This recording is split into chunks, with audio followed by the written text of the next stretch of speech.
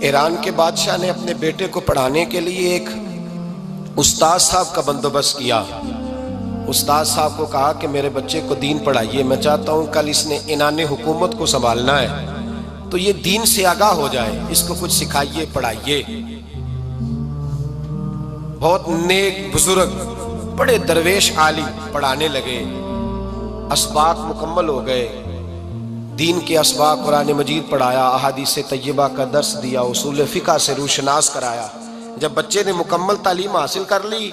اور آمین ہو گئی، دستار ہو گئی، فارغ ہو گئے، تو پھر ایک دن استاد صاحب نے کہا بیٹے کل تم نے ضرور آنا ہے، کچھ بات کرنی ہے۔ شہزادہ گیا ملنے استاد صاحب سے، استاد صاحب نے کنڈی لگا لی، ہاتھ میں درہ پکڑ لیا،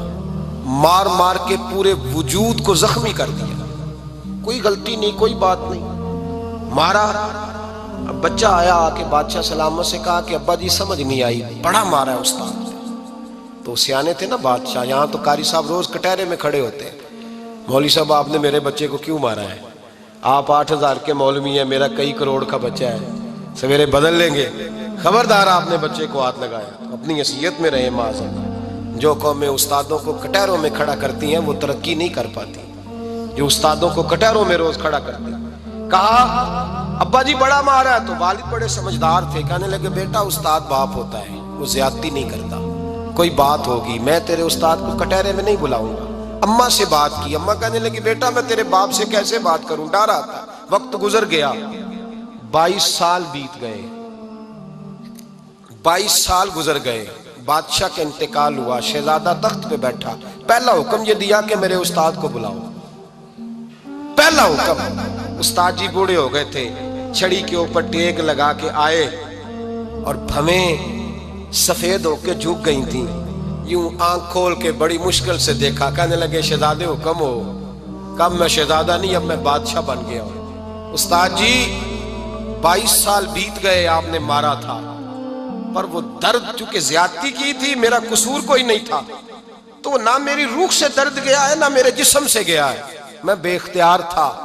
پوچھ نہیں سکتا تھا، آج با اختیار ہوا ہوں۔ سب سے پہلے پہلا حکم آپ کو دیا، بلایا ہے، بتائے کیوں مارا تھا، کیوں مجھے مارا تھا، میری زیادتی بتائے۔ تو استاد بوڑھے استاد کی آنکھیں آنسوں سے بھر گئیں، کہنے لگے بیٹے بس آج کے دن کے لیے مارا تھا، یہ جو دن آ گیا نا میری زندگی میں اس لیے مارا تھا، یہ میں چاہتا تھا میری زندگی میں وقت ہے، آج کے بس میری مراد پوری ہو گئی۔ کہا صاحب کس لیے، مجھے بھی سمجھائے۔ آپ فرمانے لگے کتنی دیر ہو گئی تجھے مار کھائے ہوئے، کتنا زمانہ بیت گیا؟ کہنے لگا 22 سال۔ فرمایا زخم بھولے تو نہیں، درد ختم تو نہیں ہوئی، تمہیں بات 1 منٹ کے لیے بھی تمہارے حافظے سے محو تو نہیں ہوئی؟ کہا استاد جی روز رات کو یاد آتی، روز خیال آتا تھا۔ استاد کہنے لگے بھائی تو بے اختیار تھا، پوچھ نہیں سکا، 22 سال تجھے یاد رہا، مجھے پتا تھا تو ایک دن حکمران بنے گا، میں نے تجھے اس لیے مارا تھا کہ بیٹے یاد رکھنا، کسی پہ ظلم نہ کرنا، اگر تجھے 22 سال تک یاد رہا ہے تو جس پر تو ظلم کرے گا اسے بھی قیامت تک یاد رہے گا، اور یہ یاد رکھنا تو آج با اختیار ہوا تو تو نے مجھے بلا لیا ہے، قیامت کے دن غریب با اختیار ہو جائیں گے،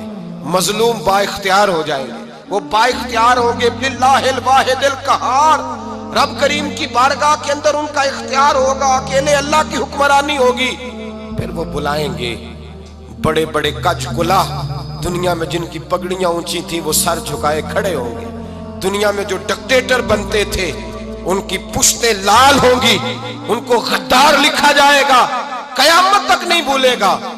ظلم کرنا تو سوچ سمجھ کے کرنا، اتنا کرنا جتنا تم سہ سکتے ہو، اتنی زیادتی کرنا جتنی قیامت میں تم برداشت کر سکتے ہو۔ میرے نبی کریم صلی اللہ علیہ وسلم نے فرمایا ظلم سے بچو، یہ قیامت کے اندھیروں میں سے ایک اندھیرا ہوگا، زندگی میں زیادتی نہ کریں، اگر تھوڑی دیر کے لیے کوئی چیز برداشت کر جائیں گے تو وہ فائدہ دے جائے گی، کچھ دیر کے لیے اگر سہ جائیں گے تو نفع مل جائے گا، سہنے کی کوشش کریں لیکن زیادتی نہ کریں، نظر کو، سوچ کو، ذہن کو پاک رکھیں، اور میرے بھائی زندگی پوری ظلم سے